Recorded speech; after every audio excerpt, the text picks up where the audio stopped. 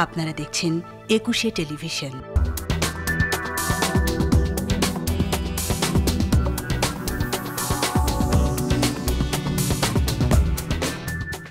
আমন্ত্রণ জানাচ্ছি প্রিয় দর্শক, একুশে রাতে নির্বাচনের দাবিতে বিএনপি কখনো নরম কখনো গরম, এবং দলের যে সর্বশেষ বৈঠক সেখানে আমরা যতদূর জানতে পেরেছি যে মাঠে নামার প্রস্তুতি নিচ্ছে। তারা 10 যে বিভাগীয় সাংগঠনিক বিভাগীয় যে শহরগুলো রয়েছে সেখানে সমাবেশ করবে এবং নানান ধরনের কর্মসূচি নিশ্চয়ই পালন করবে।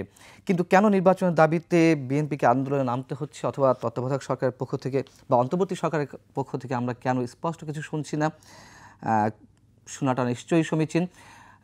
এইসব বিষয়ে আমরা কথা বলবো। এই বিষয়ে আলোচনার জন্য আমাদের স্টুডিওতে আজ উপস্থিত রয়েছেন বিএনপির সাংগঠনিক সম্পাদক এবং দলের ফরেন রিলেশন কমিটির সদস্য শামা ওবায়দ, এবং রয়েছেন গণ অধিকার পরিষদের সাধারণ সম্পাদক রাশেদ খান। শামা ওবায়দ, সরাসরি প্রশ্ন করি আপনার কাছে, এই মুহূর্তে কেন নামতে হচ্ছে বিএনপিকে আন্দোলনে? আন্দোলন তো চলমান আছে আমাদের। দেখুন, 5ই আগস্টে একটা দেশের একটা চলমান আন্দোলনের একটা ফেজ শেষ হয়েছে। হাসিনা পালিয়ে গেছে, আওয়ামী লীগের পতন হয়েছে, ফ্যাসিবাদের পতন হয়েছে, একটা ইন্টারিম গভর্নমেন্ট এসছে। কিন্তু এই 15 বছর ধরে আমাদের যে বাংলাদেশের জনগণের যে সংগ্রাম, রাজনৈতিক দলগুলোর যে সংগ্রাম, বিএনপির যে সংগ্রাম, যে একটি সঠিক নির্বাচন ব্যবস্থা, গণতন্ত্র ফিরিয়ে আনা, গণতান্ত্রিক পদ্ধতি ফিরিয়ে আনা এবং নির্বাচন প্রক্রিয়াটাকে আরও স্বচ্ছ করা, বাস্তবায়ন করা, সেই লক্ষ্য কিন্তু আমরা এখনো পৌঁছতে পারিনি। তো আমরা আশা করি যে ইন্টারিম গভর্নমেন্টকে, কিন্তু আপনারা দেখেছেন যখন ইন্টারিম গভর্নমেন্ট একটা স্পেশাল সিচুয়েশনে এই ইন্টারিম গভর্নমেন্টটা এসছে, তাই না? আমরা প্রফেসর ইউনুস এবং তার যারা অ্যাডভাইজার বোর্ডে যারা আছে তাদের উপর আমরা আস্থা রাখতে চাই এবং আমরা আস্থা রেখেছি, এবং বিএনপির পক্ষ থেকে কিন্তু সম্পূর্ণরূপে ওনাদেরকে সহযোগিতা করা হবে বলা হয়েছে, করা হচ্ছে এবং করছি। কিন্তু একই সাথে এই ইন্টারিম গভর্নমেন্টের দায়িত্বের মধ্যে কি কি আছে সেটাও ওনাদের নিজেদের বুঝতে হবে, কারণ সব সমস্যার সমাধান এই অন্তর্বর্তীকালীন সরকার করতে পারবে না। এই 15 বছরের জঞ্জাল, শেখ হাসিনা যে জায়গায় বাংলাদেশকে রেখে গেছে, অর্থনীতি থেকে শুরু করে গণতন্ত্র থেকে শুরু করে সব কিছু, প্রত্যেকটি গণতান্ত্রিক প্রতিষ্ঠানকে ধ্বংস করে গেছে, সব কিছু এই সরকারের দ্বারা সম্ভব না করা, এই সরকারের কাজও না সেটা করা। সুতরাং এই সমস্যাগুলো সমাধান করার জন্য একটি গণতান্ত্রিক উপায়ে নির্বাচিত একটি রাজনৈতিক সরকারের প্রয়োজন। সেটা যদি দরকার হয় তাহলে ওনাদের যেই নেসেসারি যেই রিফর্মগুলো প্রয়োজন এখন বাংলাদেশে, একটি সুষ্ঠু নির্বাচন, ফ্রি, ফেয়ার এবং পার্টিসিপেটরি নির্বাচনের জন্য, সেগুলো করে ওনাদের যত শীঘ্রই ওনারা একটি নির্বাচনের ব্যবস্থার দিকে আগাবে, তত বেশি বাংলাদেশের জনগণের এই সরকারের উপর আস্থা বাড়বে বা প্রতিষ্ঠিত হবে। রাশেদ খান, আপনারা তো বিএনপির সঙ্গে আছেন, আওয়ামী লীগ সরকারের সময় আপনারা একসাথে বিরোধী অবস্থান থেকে আন্দোলন করেছেন, এবং অন্তর্বর্তী সরকারের বিষয়ে আপনাদের যে অবস্থান, বিএনপির যে অবস্থান কাছাকাছি, কিন্তু আমরা দেখতে পাচ্ছি যে কোনো ক্ষেত্রে দ্বিমত পোষণ আছে। যেমন রাষ্ট্রপতি অপসারণের ক্ষেত্রে আমরা দেখেছি বিএনপি যে একটা কঠোর অবস্থান নিয়েছিল যে না, সাংবিধানিক সংকট তৈরি হবে এই মুহূর্তে রাষ্ট্রপতিকে অপসারণ করলে, কিন্তু আপনারা বলছেন না, রাষ্ট্রপতি অপসারণ প্রয়োজন। এই সব জায়গা থেকে নতুন কোনো বিরোধের সম্ভাবনা আছে কিনা অন্তর্বর্তী সরকারকে কেন্দ্র করে? ধন্যবাদ আপনাকে। দেখেন, আমরা যখন রাষ্ট্রপতির প্রসঙ্গ আসলো তখন আমরা বলেছি যে রাজনৈতিক দলগুলো এবং বিভিন্ন যে স্টেক হোল্ডার, তাদের ঐক্যমত ছাড়া আপনি যদি রাষ্ট্রপতিকে সরিয়ে দেন তাহলে অন্য একটি সংকট তৈরি হতে পারে। এবং আমরা তো আসলে বিএনপির থেকে ভিন্ন বক্তব্য বা যারা বৈষম্য বিরোধী ছাত্র আন্দোলন তাদের থেকে তো ভিন্ন বক্তব্য আমরা দিই নাই। বিএনপি থেকে একটু আলাদা ছিল, বৈষম্য ছাত্র আন্দোলন যে দাবি সেখানে আপনারা একেবারে পূর্ণ মাত্রায় সমর্থন করেছিলেন। আলাদা হতে পারে কারণ দল হিসেবে তো আমরা আলাদা, আমাদের আলাদা স্ট্যান্ড পয়েন্ট আছে। তবে সামগ্রিকভাবে আমরা সবসময় চেষ্টা করি যে যুগপৎ আন্দোলনের যে বয়ান বা আমরা যে একসাথে আন্দোলন করেছি সেই আন্দোলনের যে মূল লক্ষ্য সেটা ধরে রাখার জন্য। কিন্তু আমরা দল হিসেবে তো আমাদের কিছু কথা ভিন্ন রকম থাকতেই পারে। আমরা কিন্তু জাতীয় ঐক্যমতের কথা আমরা বলেছি। আমরা বলেছি যে দলগুলো যদি না চায়, একমত না হয়, তাহলে রাষ্ট্রপতিকে সরিয়ে দিলে সংকট তৈরি হতে পারে। ঠিক একই কথা কিন্তু বিএনপি বলেছে যে রাষ্ট্রপতিকে যদি আপনি এই মুহূর্তে সরিয়ে দেন তাহলে আরেকটি সংকট শুরু হতে পারে। তো এখানে আমাদের যে বক্তব্য ক্লিয়ার, সেটা হলো সব দল যদি চায় সেক্ষেত্রে আমরাও চাই, অন্যান্য স্টেক হোল্ডার, আইনজীবীরা বলেন, নাগরিক সমাজ, শিক্ষক সমাজ, সুশীল সমাজ বা অন্যান্য আরও যে স্টেক হোল্ডার সবাই যদি চায় আমরাও চাই, কিন্তু কথা হলো যে সবাই তো চায় না। তাহলে সবাই যদি না চায় তাহলে তো আমরা এককভাবে চাইলে হবে না। তবে এটিও মানতে হবে যে এই রাষ্ট্রপতি হাসিনার নিয়োজিত এবং তিনি অবৈধ, এবং এই কথা কিন্তু এই যে বৈষম্যবিরোধী ছাত্র আন্দোলনের নেতারা তারা বলছেন। আবার যারা বলছেন তারা কিন্তু আবার শপথও নিচ্ছেন। যিনি বললেন যে 5 আগস্ট সংবিধান অকার্যকর, তো সংবিধান যদি অকার্যকর হয় তাহলে রাষ্ট্রপতিও অকার্যকর এবং রাষ্ট্রপতি অবৈধ, তারা প্রকাশ্যে বক্তব্য বলেছেন। সেই অবৈধ রাষ্ট্রপতির হাতে আবার তারা শপথও নিয়েছেন। অর্থাৎ তাদের চর মধ্যে আসলে এক ধরনের ভিন্নতা আমার কাছে মনে হয়, যে সকালে এক ধরনের মতামত তারা পেশ করছেন, আবার বিকালে সেই মতামত বদলে গিয়ে ওই অবৈধ উপায়েই তারা আবার মেনে নিচ্ছেন বা ওই উপায়ের মধ্যে তারা ঢুকে পড়ছেন। তো এই ক্ষেত্রে আমার যেটা মনে হয় যে আসলে এখানে চপ আর ভিন্নতা সবারই আছে, কারণ হাসিনার পতন হয়েছে বা হাসিনা সরে যাক এটা সবাই চেয়েছে, এই লক্ষ্য সবার এক ছিল, সেটা বিএনপি, জামাত, গণ অধিকার পরিষদ সব দলের একটি লক্ষ্য ছিল। কিন্তু যখন হাসিনার পতন হয়েছে প্রত্যেক দলের কিন্তু এজেন্ডা আছে, কর্মসূচি আছে, সেই জায়গা থেকে প্রত্যেকে তার ভিন্নভাবেই মতামত ব্যক্ত করছে। আমি ওই জায়গা থেকেই জানতে চাচ্ছি যে যেহেতু আপনি বলেছেন দল আলাদা, হয়তো লক্ষ্য এক, এজেন্ডা এক, কিন্তু সেই জায়গা থেকে যদি আমি বারবার তত্ত্বাবধায়ক বলছি, অন্তর্বর্তী সরকারের মেয়াদ সম্পর্কে বা তারা যেটি বলছে সংস্কারের জন্য এত সময় লাগবে বা আরও অনেক কিছু কাজ রয়েছে, সেই জায়গাতে যদি মতভিন্নতা তৈরি হয়, এবং এটি তো মানুষ জানেন যে বিএনপি পক্ষ থেকে আপনারা নির্বাচনে একটা গ্রিন সিগন্যাল পেয়েছেন আপনি এবং আপনার সভাপতি, সেই জায়গা থেকে ফাটলের কোনো সম্ভাবনা আছে কিনা? অন্তর্বর্তী সরকারের যে কোনো রূপরেখা তো আমরা পাইনি, যেই বাস্তবতা আমরা দেখছি সেই জায়গা থেকে নিশ্চয়ই বিএনপি আমরা ধরে নিচ্ছি যে হার্ড লাইনে যাবে, আপনারা কতটুকু থাকবেন? না, আমার মনে হয় না যে আসলে বিএনপি কোনো হার্ড লাইনে যাবে। বিএনপিও চায় রাষ্ট্র সংস্কার এবং সবার আগে কিন্তু যৌক্তিক সময় পর্যন্ত। জি, আমি শেষ করি। সেটা হলো যে যেহেতু বিএনপির যারা এই পলিসি নির্ধারণ করে তাদের সাথে আমাদের তো যোগাযোগ আছে, কমিউনিকেশন আছে, এবং আমাদের মতামতকে উপেক্ষা করে বিএনপি কোনো সিদ্ধান্ত এখনো পর্যন্ত গ্রহণ করেনি। তাদের দলীয় কিছু সিদ্ধান্ত থাকতে পারে, কিন্তু যুগপৎ যে আন্দোলন এবং দলগুলোর সাথে যে সমন্বয়, সেই সিদ্ধান্ত নেওয়ার ক্ষেত্রে তারা কিন্তু সবার সাথে আলোচনা করে সিদ্ধান্ত নিয়েছে। এক্ষেত্রে বিএনপি যেটি বলছে যে একটি রোড ম্যাপ প্রকাশ করার জন্য, এবং আমরাও কিন্তু জোরালোভাবে একই কথা বলছি। যখন প্রধান উপদেষ্টার সাথে আমাদের সংলাপ হয়েছে আমরা কিন্তু বলেছি যে আপনাকে একটি রোড ম্যাপ প্রকাশ করতে হবে। আপনি দেখবেন আজকে নিশ্চয়ই আপনি আমার একটি প্রোগ্রামে, আমি যেখানে ছিলাম আপনিও ছিলেন, দেখেছেন যে আমি সেখানে খুব জোরালোভাবে বলেছি যে আপনাদের রোড ম্যাপ প্রকাশ করতে হবে। পরিকল্পনাবিহীন কোনো রাষ্ট্র, কোনো সরকার চলতে পারে না। সুতরাং এইখানে বিএনপির সাথে আমাদের কোনো ভিন্নতা নাই। তারা 1.5 বছর বা 2 বছর থাকতে চায়, খুব ভালো কথা। আপনাদের কেন প্রয়োজন এই সময়টা সেটি আপনি ব্যাখ্যা করবেন না, কিন্তু আপনি যদি শুধুমাত্র বলেন ছাত্ররা আমাদেরকে নিয়োগ দিয়েছে আর জনগণ সমর্থন দিয়েছে, এটি তো আসলে কোনো কথা না। এই কথার উপর ভিত্তি করে সরকারে থাকা যায় না। আপনারা যেহেতু এইখানে যারা আছে প্রধান উপদেষ্টা, তাকে সবাই সম্মান করে, শুধু বাংলাদেশের মানুষ না, বিশ্বের সকল মানুষ তাকে সম্মান করে, এবং তিনি সার্বজনীন একজন ব্যক্তিত্ব। কিন্তু কথা হলো যে তিনি যদি নিজে সিদ্ধান্ত না নেন, তাকে যদি সিদ্ধান্ত তাকে দিয়ে পাঠ করানো হয় তাহলে সমস্যা। আমরা যেটা শুনছি যে আসলে মানে এই উপদেষ্টারা নিজের মতন করে সিদ্ধান্ত নিতে পারছে না। কারা আসলে সিদ্ধান্ত দিচ্ছে সেটি কিন্তু কেউ জানে না। এই যে দেখেন আপনার উপদেষ্টা নিয়োগ হয়েছে 3 জন, 2 জনকে নিয়ে ব্যাপকভাবে বিতর্ক সৃষ্টি হয়েছে, কিন্তু আমার কথা হলো কেউ দায় নিচ্ছে না। প্রধান উপদেষ্টা বলছেন না যে আমি নিয়োগ দিয়েছি, ছাত্ররা যারা বৈষম্যবিরোধী প্ল্যাটফর্ম থেকে গিয়েছে তারা কিন্তু বলছে না যে আমরা নিয়োগ দিয়েছি, বৈষম্যবিরোধী ছাত্র আন্দোলন তারা বলছে যে আমরা জানি না, জাতীয় নাগরিক কমিটি তারা বলছে আমরা জানি না, এমনকি আমরা যারা রাজনৈতিক দল আমাদের সাথে আলোচনা করা হয়নি, তাহলে নিয়োগটা দিল কে? কিভাবে সরকার চলছে? ওহী নাজিলের মাধ্যমে হলো।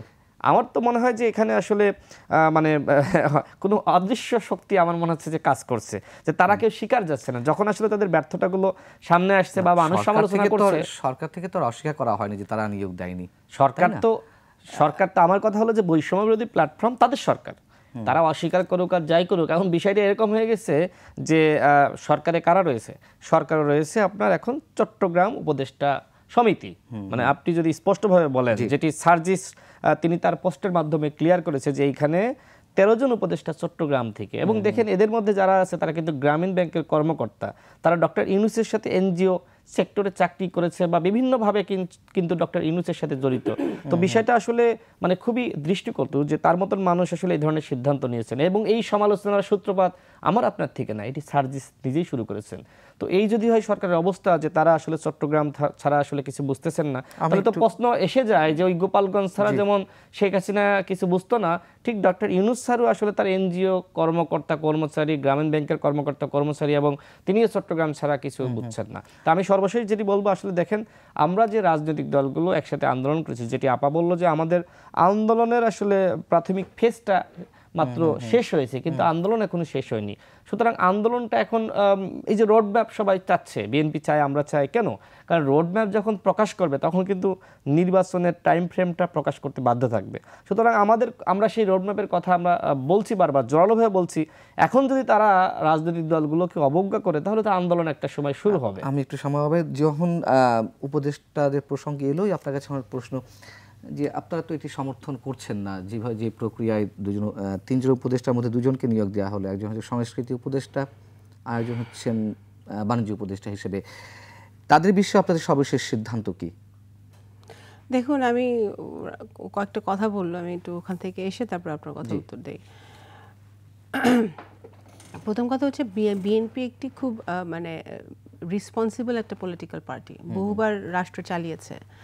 তো প্রেসিডেন্ট ইস্যুতে আমাদের যেই স্ট্যান্ড ছিল এটা খুবই পরিষ্কার ছিল, একটা সাংবিধানিক পোস্ট, একজনকে সরাইতে একজনকে বসাতে হবে। এবং আমি মনে করি ইউনূস সরকার আসার পরে এখনও কিন্তু দেশটা স্টেবল না, এখনও ষড়যন্ত্র চলছে আন্তর্জাতিক এবং জাতীয়ভাবে। হাসিনা বা হাসিনার কিছু লোকজন পালিয়ে গেছে, কিছু অ্যারেস্ট হয়েছে, কিন্তু বেশিরভাগই কিন্তু আশেপাশে বাংলাদেশে বা দেশের বাইরে আশেপাশে আছে, ষড়যন্ত্র চলছে। তো সেগুলো যদি মোকাবেলা করতে হয়, যদি দেশকে স্টেবল করতে হয়, ফার্স্ট এই সরকারকে সফল হতে হবে, স্টেবল হতে হবে, নাম্বার 1। নাম্বার 2, উপদেষ্টা যারা আছে তার বললো যে কোনো অদৃশ্য শক্তি, তো আমরা হাসিনার আমলে তো অদৃশ্য শক্তির কথা বলতাম, যে কোন অদৃশ্য শক্তি দেশ চালাচ্ছে, হাসিনার হাতে ক্ষমতা নাই, কোন ক্ষমতায় কি হচ্ছে, কোথা থেকে কি হচ্ছে। তো তাহলে নতুন বাংলাদেশ যে টার্ম আমরা ইউজ করছি অগস্টের 5 তারিখের পরে অনেকেই করছে, তো নতুন বাংলাদেশের ডিফারেন্সটা কি? তো আমি তো মনে করি যে প্রধান উপদেষ্টার মানে সম্মতি নিয়েই, প্রধান উপদেষ্টার সকল প্রকার মানে ওনার নজরে রেখেই প্রত্যেকটা সিদ্ধান্ত নেওয়া হচ্ছে। That is my assessment. Okay, আচ্ছা, অগাস্টের 5 তারিখের পরে 2 দিন সরকার ছিল না, আমাদের সেনাবাহিনী তখন একটু অত্যন্ত ভালো ভূমিকা পালন করেছে। ওই অন্য কোনো দেশ হলে, আমাদের সাউথ ইস্ট এশিয়ার অন্য কোনো দেশ হলে আরও অরাজকতা হতে পারতো, বা পৃথিবীর যে কোনো দেশ হলে আরও অরাজকতা হতে পারতো, হয়নি। বাংলাদেশের মানুষকে সেটা ধন্যবাদ দেওয়া দরকার, সেনাবাহিনীও সেটার একটা ধন্যবাদ পায়। এখন আমার কাছে যেটা মনে হয় যে উপদেষ্টা যারা আছে তারা কেউ একজন আরেকজনের সাথে একমত না, দে আর নট ইউনাইটেড। ঠিক আছে, এক একজন এক এক রকম চিন্তা করছে, কেউ 1 বছর চিন্তা করছে, কেউ 1.5 বছর চিন্তা করছে, কেউ 5 বছর চিন্তা করছে, কেউ 6 মাস চিন্তা করছে। সো এখানে আমাদের সাথে অফিসিয়ালি 2 বার মিটিং হয়েছে প্রধান উপদেষ্টার। আমরা পরিষ্কারভাবে বলেছি যে আপনাদের যেটা রোডম্যাপের কথা উঠলো, রোডম্যাপ একটা লাগবে, এবং কমিউনিকেশন এই রাজনৈতিক দলগুলোর সাথে ডায়ালগ আরও জোরালো করতে হবে। ঠিক আছে, কন্টিনিউয়াস আজকে করলাম আবার 6 মাস পরে বসলাম হলে হবে না, কন্টিনিউয়াস কমিউনিকেশন থাকতে হবে। নির্বাচন কমিশনের জন্য তারা কি করছে, কনস্টিটিউশনের জন্য তারা কি করছে, বিচার বিভাগকে সংস্কারের জন্য তারা কি করছে, দুদককে সংস্কারের জন্য তারা কি করছে, পুলিশের সংস্কারের জন্য তারা কি করছে, পুলিশের উপরে মানুষের আস্থা ফেরানোর জন্য তারা কি করছে। প্রত্যেকটা মিনিস্ট্রি হয়তো তারা ভেতরে কি কাজ করছে কি না করছে না সেটা আরও দৃশ্যমান হওয়া প্রয়োজন। আমার কাছে মনে হয় যে বাংলাদেশের জনগণের এই ইন্টারিম গভর্নমেন্টের উপর আস্থাটা ধীরে ধীরে কমে যাচ্ছে, প্রথম 1 মাস যে আস্থাটা ছিল, কারণ হাসিনা যাওয়াতে তখন সব যে একটা গোমট পরিবেশের মধ্যে 15 বছর আমরা ছিলাম, কথা বলতে পারতাম না, মানুষ গুম হয়ে যাচ্ছে, খুন হয়ে যাচ্ছে, কোল্ড ব্লাডেড মার্ডার হচ্ছে, এগুলো থেকে আমরা বেরিয়ে আসতে পেরেছি। মানুষ ভেবেছে একটা স্বস্তির নিঃশ্বাস মানুষ ফেলতে পেরেছে।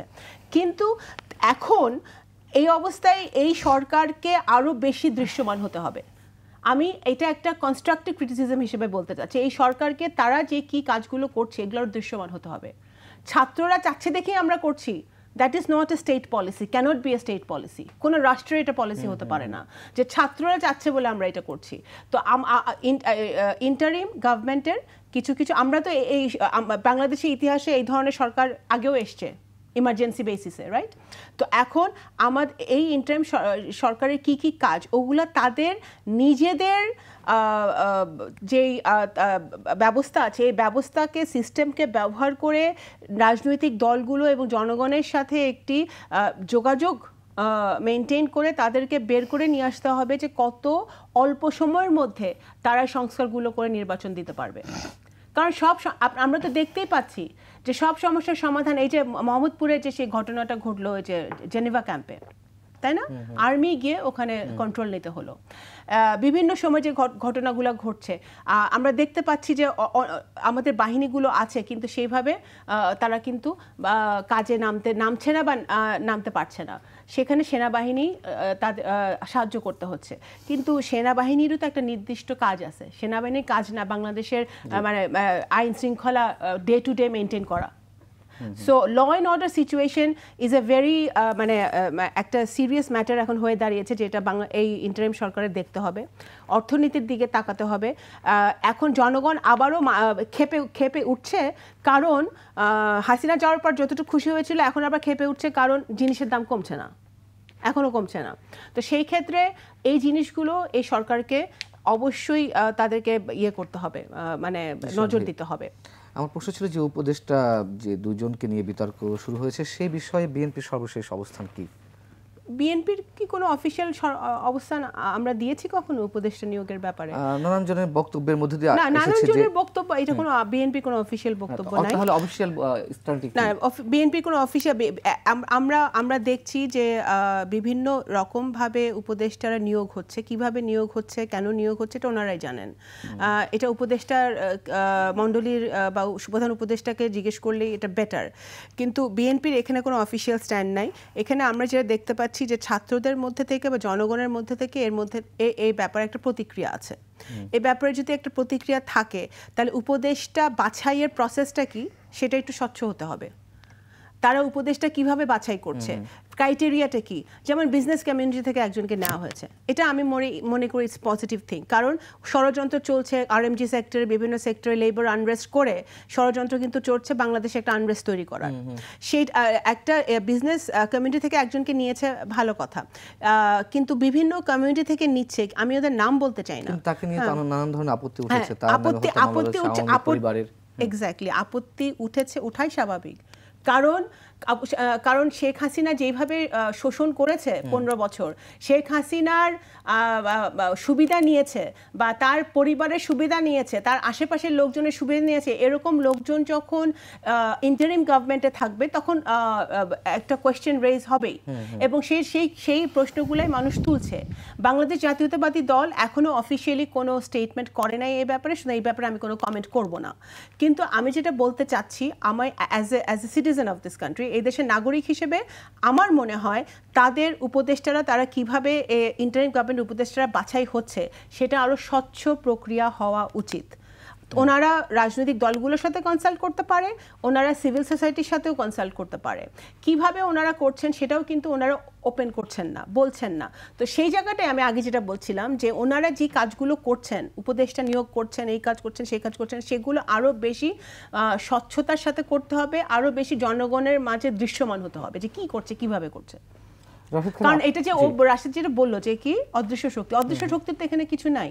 এখানে একটা ইন্টারিম গভর্নমেন্ট আছে, এখানে সেনাবাহিনী আছে যারা একটি সহযোগিতা করছে এই সরকারকে সব রকম ভাবে আমরা দেখতে পাচ্ছি, এবং এই অদৃশ্য শক্তি আমরা শেখ হাসিনার আমলে দেখে আসছি।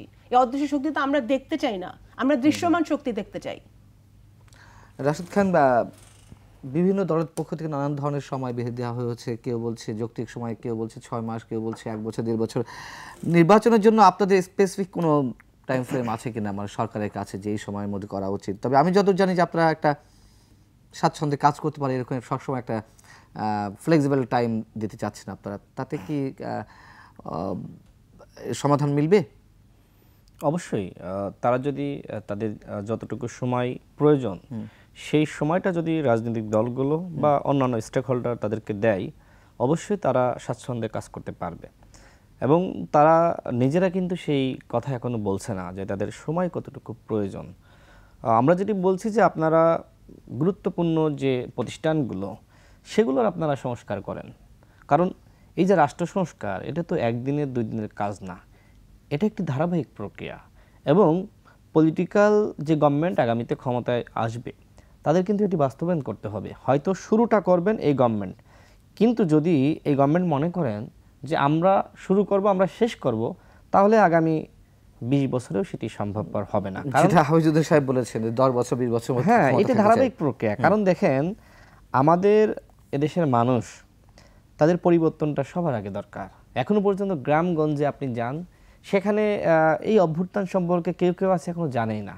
হাসিনার পতন হয়েছে এটাও অনেকে জানে না, আমার যেটা মনে হয়, আমার ধারণা। হ্যাঁ, কারণ যারা একদমই লেখাপড়া জানে না, গ্রামের খেটে খাওয়া মানুষ, কৃষিকাজ নিয়ে ব্যস্ত থাকে, টেলিভিশন দেখে না, ফেসবুক ঘাটে না, অনলাইন দেখে না। অবশ্যই বাংলাদেশে আছে, বাংলাদেশে এখনো এরকম অনেক এরিয়া আছে যেখানে বিদ্যুৎ পৌঁছায়নি। বাংলাদেশে এরকম প্রত্যন্ত অনেক অঞ্চল আছে যেখানে রাজনীতি নিয়ে ভাবে না। বিশেষ করে যারা খেটে খাওয়া মানুষ, যারা গরিব মানুষ, কে সরকারে আসলো আর কে আসলো না, জি, এতে তাদের কোনো যায় আসে না।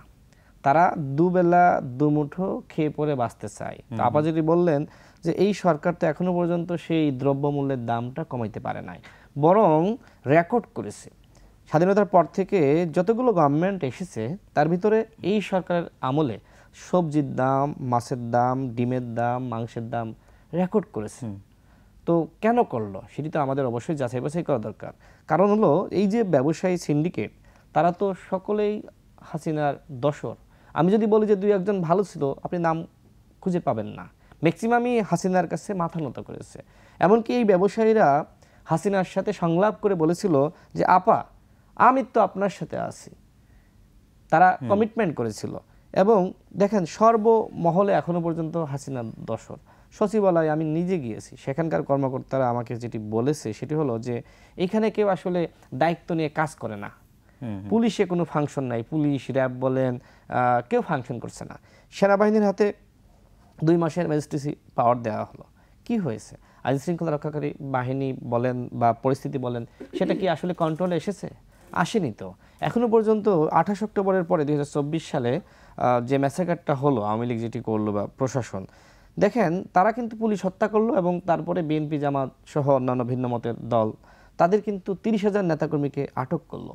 কিন্তু এখনো পর্যন্ত এত বড় গণহত্যা, কেউ কেউ কোনো পরিসংখ্যান বলছে 1500, কোনো পরিসংখ্যান বলছে সরকারেরই যে 2000। এই যে 2000 মানুষ মারা গেল, মানে তাদেরকে গুলি করে হত্যা করা হলো।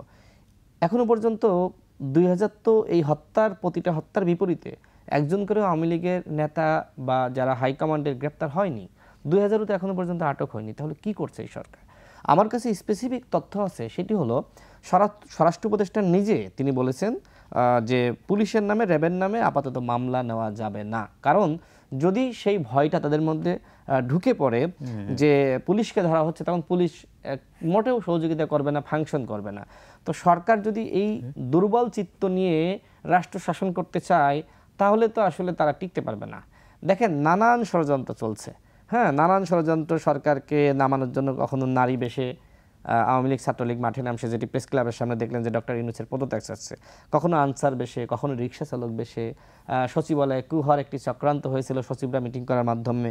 বিচার বিভাগীয় কুহার চক্রান্ত হয়েছিল। অর্থাৎ সরকার যদি আসলে মানে এই এত কিছু কন্ট্রোল করতে না পারে, তাহলে সরকার কিভাবে টিকবে? এই যে সরকার টিকে আছে কাদের সহযোগিতায় বলেন? রাজনৈতিক দলগুলোর সহযোগিতায়। এখন দলগুলো কেন সহযোগিতা করছে? কারণ দলগুলো ভয় পাচ্ছে যে এই সরকারের পতন হলে হাসিনা ফিরে আসতে পারে। কারণ হাসিনার দোসররা সর্বমহলে বিরাজমান। এই সরকারের পতন হলে শেখ হাসিনা আবার ফিরে আসবেন, এটি কি বাস্তবতা বলে? বাস্তবতা কেন বলবে না? আওয়ামী লীগকে কি আপনার চুনোপুটি মনে হয়? আওয়ামী লীগকে কি মনে হয় যে অন্য কোনো দলের মতো ছোট দল? আওয়ামী লীগ একটি বড় দল। আওয়ামী লীগ সুযোগ দল হিসেবে তারা রাজনীতি করবে বা হয়তো মাঠ গরম করার সেই শক্তি হয়তো তাদের কতটুকু আছে সেটা বিবেচনার বিষয়, কিন্তু ক্ষমতায় ফিরে আসবেন, আবার ফিরে আসবে এমনটা আশঙ্কা করা হচ্ছে কেন? দেখেন, ক্ষমতায় ফিরে আসা দুটা কিন্তু ভিন্ন জিনিস না। কারণ আওয়ামী লীগ যদি এখন বিরোধী শক্তি হিসেবে ফিরে আসে, আপনাকে তো তছনছ করে দেবে। আমি আবারও বলছি যে আওয়ামী লীগ কোনো ছোট দল না, আওয়ামী লীগ বড় দল। সে কারণে কিন্তু জনগণের ভোটে নির্বাচিত হবে এরকমটা মনে করেন নাকি ক্ষমতা আবার পাল্টা ক্ষমতা? আওয়ামী লীগ যেটা করবে ষড়যন্ত্র করতে পারবে, রাষ্ট্রকে অস্থিতিশীল করতে পারবে এবং বিভিন্ন জায়গায় তারা সমস্যা সৃষ্টি করতে পারবে। এজন্যই আমি বলছি যে সকল দল মিলে এবং সরকার মিলে এই মুহূর্তে সবাই কিন্তু আওয়ামী লীগকে এক পাশে রেখে, অর্থাৎ আওয়ামী লীগকে প্রতিরোধ করার জন্য সবাই কিন্তু ওই জায়গাটায় এখনো পর্যন্ত এক আছে। দেখেন, যখন গুলিস্তানে গত 10 তারিখে যখন আওয়ামী লীগ ঘোষণা দিল যে তারা ট্রাম্পের ছবি নিয়ে নামবে, তখন কিন্তু আবার ওই যে আমাদের দলগুলোর মধ্যে যে বিচ্ছেদ, বিভেদ, তর্ক বিতর্ক, আলোচনা সমালোচনা, মতানৈক্য, সেগুলো আর কাজ করে নাই। সবাই কিন্তু সেখানে একসাথে নেমেছে, একসাথে মিছিল করেছে। অর্থাৎ হাসিনার ব্যাপারে সবাই কিন্তু একটা।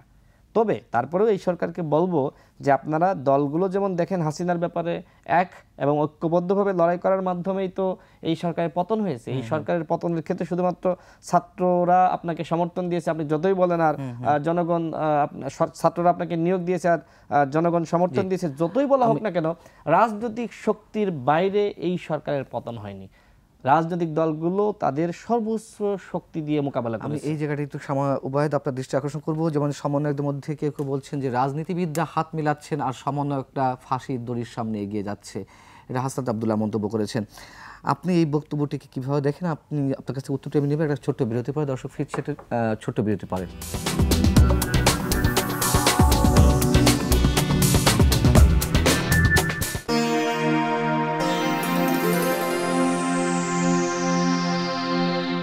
আবারও আমন্ত্রণ 21 রাতে আমাদের সঙ্গে আলোচনা রয়েছেন বিএনপি সাংগঠনিক সম্পাদক শামা ওবায়দ এবং গণ অধিকার পরিষদের সাধারণ সম্পাদক রাশেদ খান।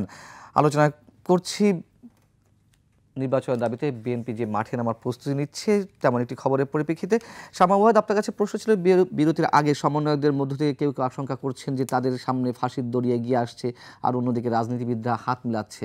আওয়ামী লীগ বিএনপিকে সম্ভবত তারা মিন করেছে, এটা হাসনাত আব্দুল্লাহ ফেসবুক স্ট্যাটাসে দিয়েছেন, আপনার মন্তব্য?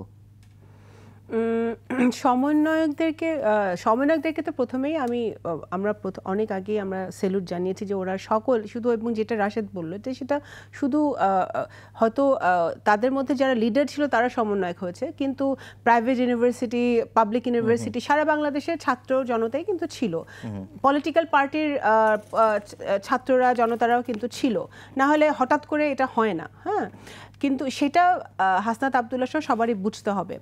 এবং আরেকটা যেটা আমি পরিষ্কার করতে চাই যে আওয়ামী লীগের সবচেয়ে নাম্বার 1 মানে টার্গেট ছিল কিন্তু বিএনপি, জিয়া পরিবার।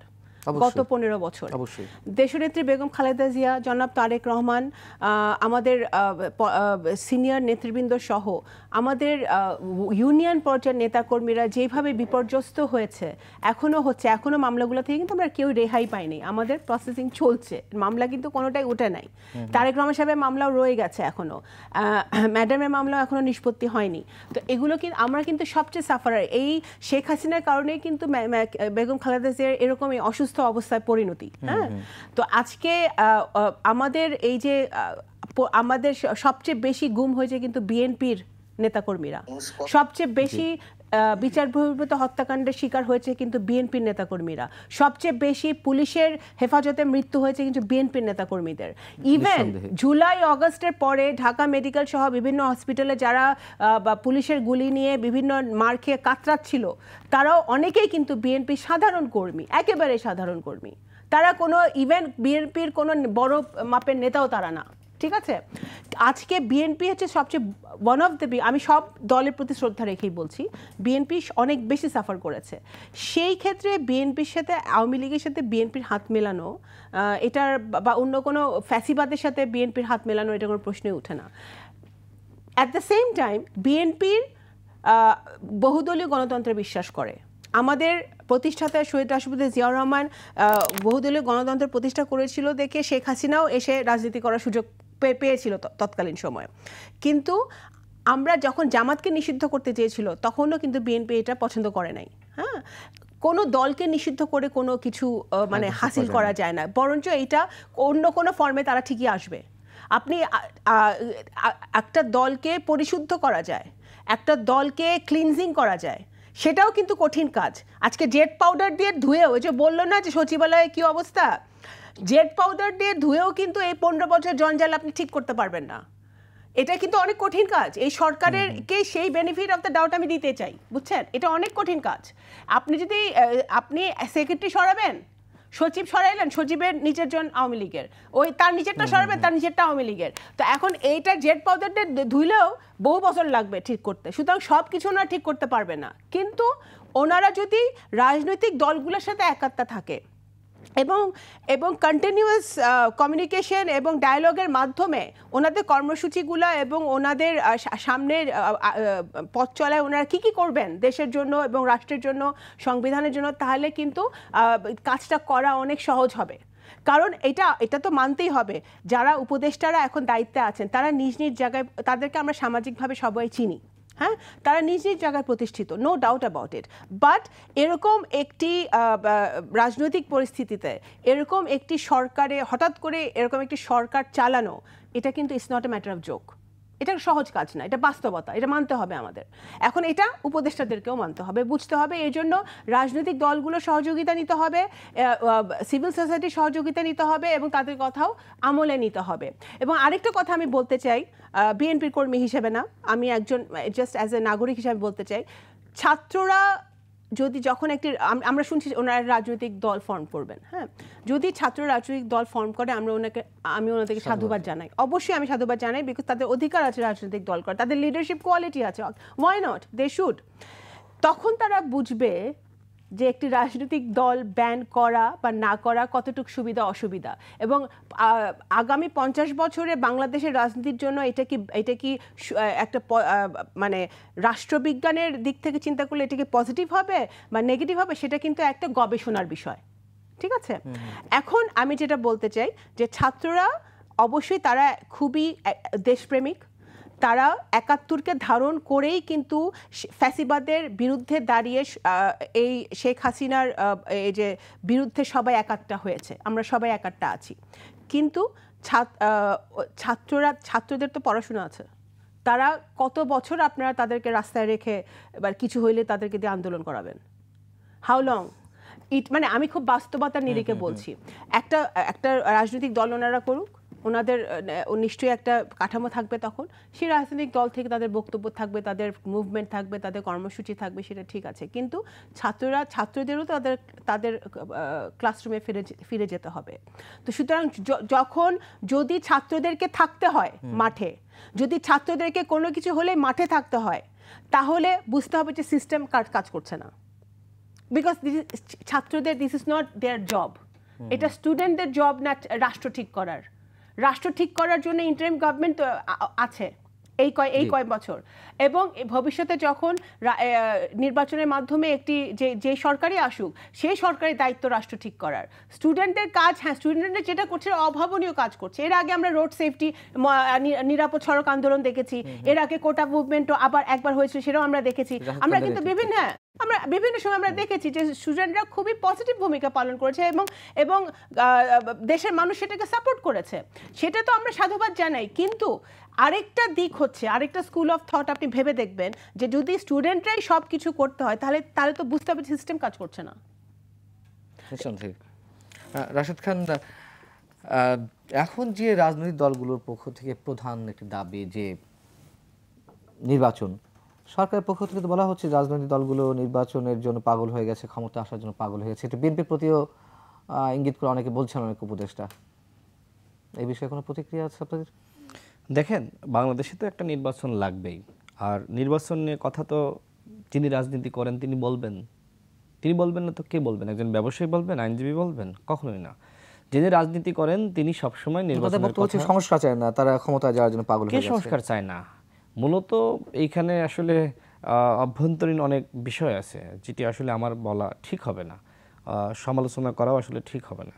এখানে সংস্কার তো সবাই চায়, কিন্তু সংস্কারের জন্য তো আপনাকে একটা টাইম ফ্রেম আপনাকে বলতে হবে। আপনাকে অবশ্যই রাষ্ট্র সংস্কারের রূপরেখা দিতে হবে। অন্যথায় আপনি যদি দলগুলোকে বকাঝকা করেন এবং তাদেরকে কটাক্ষ করেন, তাদেরকে জনগণের কাছে ভিলেন বানানোর চেষ্টা করেন, সেটি কখনোই ঠিক হবে না। দেখেন 1 মাস আগে 2 মাস আগে আমরা যখন আমাদের কথাগুলো বলছিলাম, তখন আম পাবলিক কিন্তু অনেকে ভালোভাবে নিচ্ছে না। কিন্তু এখন দেখেন, এখন পাবলিকই বলছে ভাই দ্রুত নির্বাচন চান। কেন? কারণ এই সরকারের কর্মযোগ্য অনেকের কাছেই পছন্দ হচ্ছে না। আবার যেটি বললেন যে বসিরউদ্দিনের কথা, যে একজন ব্যবসায়ী কমিউনিটির একজনকে নিয়োগ দিয়েছে, এগুলো ছাড়া আমার কথা হলো আর কি কারণে পছন্দ হ্যাঁ, হচ্ছে না? আমি এই সেই দুটি কি কি ছাড়া? কারণে পছন্দ করছেন আমি সেটাই বলছি। দেখেন, এই যে বসির সাহেবকে নিয়োগ দিল, তো তিনি কে? তার ভাই তো ডামি এমপি, তিনি সেই ডামি পরিবারের একজন সদস্য এবং তার নামে হত্যা মামলা আছে। এগুলো যাচাই বাছাই না করে, এবং তার শিক্ষাগত যোগ্যতা কি, ব্যবসা করলেই কি, টাকা পয়সা থাকলেই কি তাকে উপদেষ্টা বানাইতে হবে? তার শিক্ষাগত যোগ্যতার যথেষ্ট ঘাটতি আছে। আমি উইকিপিডিয়ায় খুঁজে খুঁজে তার কোনো সংবিধানে তো শিক্ষাগত উপদেষ্টা যোগ্যতা পাইনি। উপদেশ বা মন্ত্রী হওয়ার জন্য শিক্ষাগত যোগ্যতার কথা বলা হয়নি। বলা হয়নি তাই বলে কি আবার আপনার লাগবে শিক্ষিত না? হয়ে তো আপনি অনেকে রাষ্ট্র দুর্নীতিবাজ, চোর, ছাচ্চর ঠিক হয়েছে, আছে, সেটাও কি বাকি করবেন? সেটা ঠিক আছে, কিন্তু অবশ্যই রাষ্ট্র সংস্কার তো যাই তাই ব্যাপার না। একজন রিক্সা চালককে আপনি উপদেষ্টা বানিয়ে দিবেন, বা হিরো আলমকে অনেকে বলছে যে হিরো আলম উপদেষ্টা হয়ে যাক, আমরা চাই তাকে উপদেষ্টা বানিয়ে সস্তা দিবেন। করে ফেলা হয়েছে উপদেষ্টা হ্যাঁ, পদটা। উপদেষ্টা পদ এবং সমন্বয়ক পদ অনেকে বলছে যে এক ধরনের গালিতে পরিণত হবে যদি এ ধরনের উপদেষ্টাদের নিয়োগ দেওয়া হয়। তো আমি যেটা বলছিলাম বসিরউদ্দিনকে নিয়ে, তো বসিরউদ্দিনকে কেন দরকার? তিনি ব্যবসায়ের ঠিক আছে, তিনি একটি বড় প্রতিষ্ঠানের মালিক, কিন্তু ব্যবসায় নিয়ে দেশে আন্তর্জাতিক বিষয়ে তার তো পড়াশোনা থাকতে হবে। কতটুকু আছে? শুধুমাত্র টাকা থাকলে আর প্রতিষ্ঠানের মালিক হইলেই, বাপ দাদার সম্পদ থাকলে তাকে উপদেষ্টা বানাইতে হবে, এটা কোনো নিয়ম না। দ্বিতীয়ত ফারুকী সাহেবের বিরুদ্ধে দেশের বিশেষ করে যারা ইসলামিক গোষ্ঠী রয়েছে, হেফাজতের মতন, দেখেন তাদের প্রধান নেতা আপনার আল্লামা শফি সাহেবকে নিয়ে তিনি কটাক্ষ করেছেন, তাকে তেঁতুল হুজুর বলেছেন, কটাক্ষ করেছেন। এবং এই যে গণজাগরণ মঞ্চ এবং তারা যেটি করলো, সেটি তো সরকারের একটি পেইড মুভমেন্ট ছিল, ইমরানের সরকার। সেই ইমরানের সরকারদের তিনি প্রশংসা করেছেন। তিনি বলেছেন যে এরাই নতুন রাজনৈতিক বন্দোবস্ত তৈরি করবে, এদের মাধ্যমে নতুন রাজনীতির সূচনা হবে। তাদেরকে তিনি সবসময় প্রশংসা করেছেন। তিনি দেখেন এই তিনি হচ্ছে আপনার পলকের বন্ধু ছিল, তিনি আশরাফুল আলম খোকনের বন্ধু, এরকম আওয়ামী লীগের রেদওয়ান বলেন, জয় বলেন, তাদের সাথে তার খুব ঘনিষ্ঠতা ছিল। 15 বছর তিনি আওয়ামী লীগের পৃষ্ঠপোষকতায় এই যে বিভিন্ন সিনেমা বলেন, এবং তার ওয়াইফ দেখেন, তার ওয়াইফ কিন্তু যে বঙ্গবন্ধু যে সিনেমার মুজিব সিনেমা, সেই সিনেমায় কিন্তু বঙ্গবন্ধুর সহধর্মিণী চরিত্রে অভিনয় করেছে। তো আওয়ামী পরিবারের কতটা ঘনিষ্ঠ হলে আমি সব তর্ক মেনে নিচ্ছি, কিন্তু এই যে অভিনয়ের বিষয়টা কি আমরা কি ক্লাসিফিকেশন করব? আমি যেমন আমি সংবাদকর্মী, আমি জামাতের নিউজ কভার করেছি, আমি আওয়ামী লীগের নিউজ কভার করেছি, বিএনপি নিউজ কভার করেছি। তো একজন শিল্পী তো সব ধরনের চরিত্র অভিনয় করতেই পারে। আপনি যে কথাগুলো বলেছেন আমি সব কথার সঙ্গে হয়তো একমত পোষণ করছি, কিন্তু এই জায়গাটি কি এইভাবে চিহ্নিত করা উচিত? আমি সেখানে আসছি। একজন অভিনয় শিল্পী তিনি অভিনয় করতেই পারেন যে কোনো চরিত্রে, কিন্তু কথা হলো আপনার বাস্তবের চরিত্র আর সিনেমার চরিত্র এক কিনা সেটি যাচাই বাছাই করতে হবে। তো আপনার তো বাস্তবের চরিত্র আর সিনেমার চরিত্র তো সেটা বলুন। আমরা তো 15 বছরের আমলনামা আপনি ঘাটেন, এই তিশা বলেন বা তার হাজবেন্ড আপনার ফারুকী বলেন, তারা তো আওয়ামী লীগের এবং আওয়ামী পরিবারের এবং মুজিববাদী। এই 7 আগস্ট যখন 2000 শহীদের রক্ত এখনো শুকায়নি, যখন হাসপাতালের বিছানায় 30,000 আপনার আহত মানুষ তারা কাতরাচ্ছে, তখন তিনি পোস্ট দিয়েছেন কি, যে প্রধান উপদেষ্টার উচিত এখন ওই বঙ্গবন্ধুর ধানমন্ডির 32 নম্বরের বাড়িটা সংস্কার করা, সেখানে ভিজিট করা। তার মানে তিনি প্রকৃতপক্ষেই মুজিববাদী। মানে শেখ মুজিব তো নিজেও একজন স্বৈরাচার ছিল, যদিও নানান কারণে আমরা কিন্তু সেটি বলতে পারি নাই। ভয় তো স্বাভাবিক, মানুষের একটি স্বাভাবিক, হ্যাঁ, কথাই বলতে পারি না, ভয় তো পরের কথা। হ্যাঁ, আমি তো ওই সময় এই ধরনের, আমি যদি বলতাম যে শেখ মুজিব স্বৈরাচার, শেখ মুজিব বাকশালী, তাহলে তো আমার এই জিহ্বাটাই কেটে ফেলতো, তাই না? সেই পরিস্থিতি, সেই ভয়, আমরা তো তাও কথা বলেছি, কিন্তু সাধারণ মানুষ, আমজনতা যারা এখন বলছে ছাত্র জনতার আন্দোলন, এই ছাত্র জনতাও তো ভয়ে নামতেই পারে নাই। রাজনৈতিক কর্মীরা জেল, জুলুম, হলিয়া, নানান নির্যাতন নিপীড়নের পরেও তো কথা বলেছে, একটা না লাগাতার সংগ্রাম করে গিয়েছে।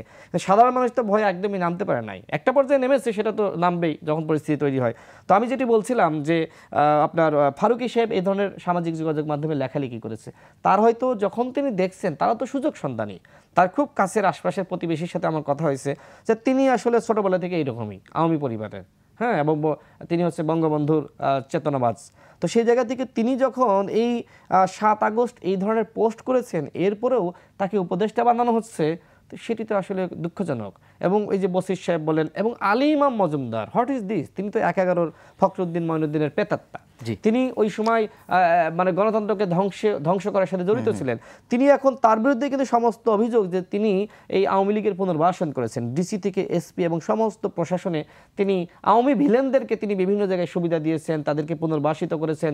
আওয়ামী লীগের আমলে যে সকল কর্মকর্তারা সুবিধা ভোগ করেছে, প্রমোশন পেয়েছে, তারাও কিন্তু এই আমলে এসে বা এই অন্তর্বর্তীকালীন সরকারের আমলে আরও বেশি প্রমোশন পেয়েছে। অর্থাৎ বৈষম্য দূর করার জন্য যে অভ্যুত্থান, বৈষম্য আরও এই সরকারের আমলে আরও বেড়েছে। এর পিছনে দায়ী কারা? এই সরকারকে অবশ্যই দায় নিতে হবে। যদি বলে না ৩-৪ জন উপদেষ্টা দায়ী, তো তাদেরকে পানিশমেন্ট করেন, আমরা তো সেই দাবি করছি, তাদেরকে সরিয়ে দেন। তো সরাচ্ছে না কেন? শামা ওবায়দ, আপনার কাছে আমার প্রশ্ন, যেহেতু আন্তর্জাতিক সম্পাদক দায়িত্ব ছিলেন, ফরেন ডেলিগেটস রাষ্ট্রের, আপনার একটা অন্যরকম ভূমিকা দেখি আপনাদের প্রতিনিধি দলের পক্ষ থেকে। ট্রাম্পের বিষয়ে যে কথাবার্তা হচ্ছিল, মার্কিন নির্বাচনের পরে মনে হচ্ছিল যে বাংলাদেশের প্রেক্ষাপটও অনেকখানি সমীকরণ চেঞ্জ হয়ে যেতে পারে। এই জায়গা থেকে আপনার ব্যাখ্যা চাচ্ছি যে জো বাইডেন প্রশাসনের সঙ্গে বর্তমান সরকারের যে সম্পর্ক বা বাংলাদেশের রাজনৈতিক অবস্থা এখন যেখানে দাঁড়িয়ে, সেখান থেকে কি খুব বেশি পরিবর্তন হওয়ার সম্ভাবনা আছে? যুক্তরাষ্ট্রের ফরেন পলিসি তাদের মানে দল বা রাষ্ট্রপতি পরিবর্তনের সাথে পরিবর্তন খুব একটা হয় না। তাদের পলিসি থাকে রিজন ভিত্তিক। হ্যাঁ, এই রিজনের জন্য তাদের একটা পলিসি আছে। আপনি বাংলাদেশ একটা খুব স্ট্র্যাটেজিক পয়েন্ট অফ ভিউ থেকে বাংলাদেশ একটা গুরুত্বপূর্ণ দেশ, একদিকে চায়না আছে, ভারত আছে। তো সব মিলিয়ে আমেরিকা যখন একটা ফরেন পলিসি অ্যাপ্লাই করে আমাদের সাউথ ইস্ট এশিয়ার প্রতি, তখন তাদের পলিসি যে খুব একটা চেঞ্জ হবে আমার মনে হয় না। ঠিক আছে, এতদিন আমরা একটা পারসেপশন বা একটা আমরা জানি যে এতদিন হয়তো যুক্তরাষ্ট্র ভারতের চোখ দিয়ে বাংলাদেশকে দেখেছে। এখন যে ভারতের চোখ দিয়ে বাংলাদেশকে দেখছে না, সেটা প্রিটি মাচ ক্লিয়ার, এবং তারা সরাসরি ডিল করছে বাংলাদেশের ব্যাপারগুলো। এবং এইটা ডোনাল্ড ট্রাম্প রাষ্ট্রপতি নির্বাচিত হয় যে খুব একটা পরিবর্তন হবে, সেটা আমার কাছে হিসাবে মেলে না। অনেকে তো মিলাচ্ছে যে মোদির সঙ্গে, নরেন্দ্র মোদির সঙ্গে ডোনাল্ড ট্রাম্পের একটি ব্যক্তিগত সখ্যতা রয়েছে, থাকতেই পারে। সেই জায়গা থেকে তাকে প্রভাবিত করার চেষ্টা চলতে পারে। যদি নরেন্দ্র মোদির সাথে ডোনাল্ড ট্রাম্পের ব্যক্তিগত সম্পর্ক থেকে থাকে, সেটা ব্যক্তিগত সম্পর্ক। কোনো রাষ্ট্র, বিশেষ করে যুক্তরাষ্ট্র বা যে কোনো দেশ, নিজের স্বার্থ জলাঞ্জলি দিয়ে কোনো ব্যক্তিগত বন্ধুত্ব টিকায় রাখার জন্য কোনো কাজ করবে না, first of all. Second of all, এগুলো বলে আওয়ামী লীগের লোকজন আর একটু মানে বুস্ট আপ থাকতে চায় যে ভাই এখন ট্রাম্প আসছে, আমাদের কিছু একটা হবে।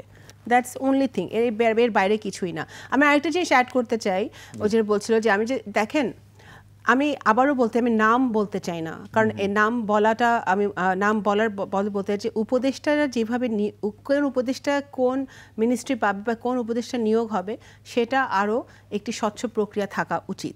1, 2 হচ্ছে যে আমরা এই হত্যাগুলা হয়েছে, বিডিআরে কোল্ড ব্লাডেড মার্ডার থেকে শুরু করে এই জুলাই অগস্টের খুন পর্যন্ত, এই প্রত্যেকটা খুনের বিচার কিন্তু আমরা জাতিসংঘের কাছে চেয়েছি, বিএনপি অফিসিয়ালি একটা স্বচ্ছ বিচার।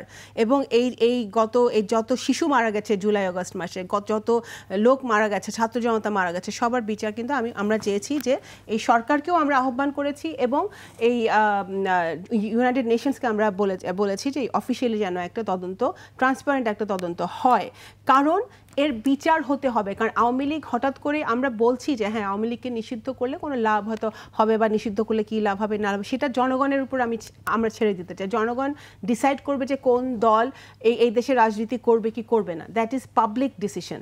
কারণ এতদিন তো পাবলিকের কোনো সে ছিল না, হাসিনা জোর করে ক্ষমতা ধরে রেখেছিল।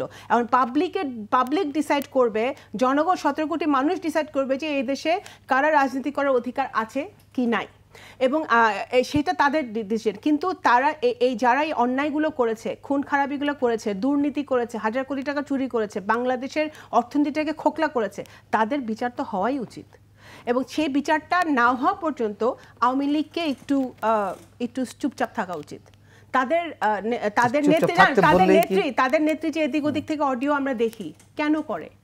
তাদের নেতাকর্মীদেরকে একটু চাঙ্গা করার জন্য, যে চুলকানি একটু, আচ্ছা একটু আমাদের আপা আছে, কিন্তু বাস্তবতা হচ্ছে যে এই বিচারগুলো না হওয়া পর্যন্ত এই যে গুম পরিবারগুলো কিন্তু ক্লোজার হবে না। তাদের তো জানতে হবে তাদের বাবা বা তাদের ভাই আছে না নাই। একটা সুষ্ঠু তদন্ত হতে হবে। সেই তদন্ত না হওয়া পর্যন্ত এবং সুষ্ঠু বিচার না হওয়া পর্যন্ত আমরা কোনো রংফুল বিচার চাই না। আমরা চাই না যে কোনো মানে নিরপরাধ লোক এটা শিকার হোক। কিন্তু যারা অপরাধী অ্যাডমিনিস্ট্রেশনে তো আছেই, পুলিশে আছে, র্যাবে আছে, বিভিন্ন সংস্থাতে আছে, প্রত্যেককে বিচারের আওতায় আনতে হবে।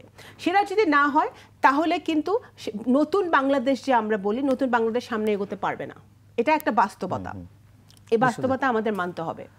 রাশেদ খান, আপনাদের দলের পক্ষ থেকে মানে সরকার কাছ থেকে যেমন রোডম্যাপ চাওয়া হচ্ছে বিএনপি সহ রাজনৈতিক দল, মানে আপনারা নিজেরা কি কোনো রোডম্যাপ তৈরি করেছেন যে সরকারের সামনে যেটি তুলে দিতে পারেন যে আমরা এই পর্যন্ত সংস্কার চাই, আমরা এর বাইরে সংস্কার চাই না? যেমন বিএনপি বলছে যে সংবিধানের সংস্কার বা সংবিধান পুনর্লিখন হবে কিনা সেটি রাজনৈতিক দল যারা ক্ষমতা আসবে তারা নির্ধারণ করবে, বা এর বাইরে এতটুকু সংস্কার করলেই চলে। আপনারা কোনো ধরনের প্রস্তাব কি দিয়েছেন যে এই জায়গাটি সংস্কার হওয়া উচিত বা এর পরপরই নির্বাচন হওয়া উচিত? দেখেন, আমি যখন একটি সংস্কারের প্রস্তাব দিব সেখানে একটি টাইম ফ্রেম দিতে হবে। সমস্যাটা আপনাকে বুঝতে হবে। আপনি নিজেই বললেন যে নির্বাচনের কথা বললে এক ধরনের কটাক্ষ করা হচ্ছে এবং বলা হচ্ছে যে রাষ্ট্র সংস্কার না আছে কেন নির্বাচন চাওয়া হচ্ছে। তো আমাকে তো তখন বলা হবে যে এরা দেখেন এই যে মানে মানুষের কাছে এক ধরনের বিতর্কিত করা হবে যে এরা রাষ্ট্র সংস্কারের দিকে মনোযোগ না দিয়ে এরা নির্বাচনের দিকে মনোযোগ। সুতরাং আমি চাই যে বলটা তার কাছে, সরকারের কাছে। এখন সরকার গোল দিবে নাকি আসলে সেটা আসলে গোল দিল না, সরকার খেলা শেষ করলো না, সরকার যদি গোল না দেয় তাহলে তো বিতর্কিত হইতে হবে। কারণ দেখেন মানুষের কিন্তু মতিগতি, মনোভাব, উপলব্ধি চেঞ্জ হচ্ছে। 1 মাস আগে যে অবস্থা, মানুষের চিন্তা ভাবনা যেমন ছিল, 2 মাস আগে যেমন ছিল, 3 মাস আগে যেরকম ছিল, এখন কিন্তু সেরকম না। এখন সরকারের উপদেষ্টাদের বিরুদ্ধে ব্যাপকভাবে সমালোচনা, প্রত্যেকটা জায়গায় সমালোচনা, এবং প্রত্যেকটা আমরা দেখেন যে তারাও কিন্তু ইস্যু দিয়ে এখন ইস্যু ডাকতেছে বিভিন্ন। দেখেন যখন বিষয়টা আসলো যে আপনার 2 জন উপদেষ্টাকে সরিয়ে দিতে হবে, তখন তারা কি করলো? তখন তারা শেখ মুজিবের ছবিটা সরিয়ে দিল। তখন কি হলো? তখন গণমাধ্যমে বলেন, বিভিন্ন জায়গায় বলেন, তাদেরকে বাহবা দিল যে শেখ মুজিবের ছবি তারা সরিয়ে ফেলেছে, তারা ব্যাপক বিপ্লবী। কিন্তু সমস্যা হলো যে আওয়ামী লীগের তাদের আপনি একদিকে নিয়োগ দিচ্ছেন, সন্ধ্যায় তারা মানে শপথ নিচ্ছে, আর আপনি তারপরে আবার তাদের ছবি আপনি সরিয়ে দিচ্ছেন। এটা তো হইতে পারে না, ইস্যু দিয়ে ইস্যু ঢাকা। তো আমরা আমাদের জায়গা থেকে আসলে আমরা মনে করি যে সরকারের উচিত দলগুলোর সাথে আলাপ আলোচনা করে একটি রোডম্যাপ প্রকাশ করা। আমরা সরকারের কাছেই এই দায়িত্ব আমরা দিয়েছি। সরকার যদি সেই দায়িত্ব পালন না করে আপনি আমাকে বলেন যে রাশেদ খান আপনারা কেন দেননি, তাহলে আমাকে উপদেষ্টা বানান, তারা সরে যাক, তখন আমি দিব রোডম্যাপ। তো আমি তো দায়িত্বে নাই, দায়িত্বে তারা আছে। সুতরাং সমস্ত দায়ভার এখন তাদের। আপনার স্পেসিফিক কোনো সংস্কারের রূপরেখা দিয়েছেন কিনা? আমরা তাদেরকে তো বলেছি যে আপনারা গুরুত্বপূর্ণ প্রতিষ্ঠানগুলো সংস্কার করেন। বলি, আমি বলছি যেমন নির্বাচন, এই সরকারের মূল লক্ষ্যটা কি, মূল কাজটা কি? একটি অবাধ, সুষ্ঠু, নিরপেক্ষ নির্বাচনের ব্যবস্থা করে ক্ষমতা অন্যজনের কাছে দিয়ে দেওয়া, যারা ক্ষমতায়, জনগণ যাদের চায়। সেক্ষেত্রে আপনার নির্বাচন কমিশনের সংস্কার, আপনি সংবিধানের সংস্কারটা করেন, আপনি পুলিশ এবং প্রশাসনের সংস্কারটা করেন, আপনি আপনার সংবিধান, আপনার মানে এই বিষয়গুলো, আপনার বিচার বিভাগের সংস্কারটা করেন। এই 4-5টা জায়গায় সংস্কার করে আপনি কিন্তু তখন ইলেকশনের দিকে আপনি যেতে পারেন। তবে আমার যেটি মনে হচ্ছে যে তারা আসলে প্রলম্বিত করতে চায়। তারা প্রাথমিকভাবে যতদূর শুনছি যে তারা 1.5 বছর, 2-1 উপদেষ্টা এভাবে ইঙ্গিত দিয়েছেন, আবার কেউ 2 বছরের ইঙ্গিত দিয়েছে। তবে আবার কেউ আবার মনে করে যে আমরা এমন একটি রাজনৈতিক দল গঠন করতে চাই যেটি বিবিসি থেকে শুরু করে বিভিন্ন জায়গায় কিন্তু কিংস পার্টির কথা উঠে আসছে, কিংস পার্টি।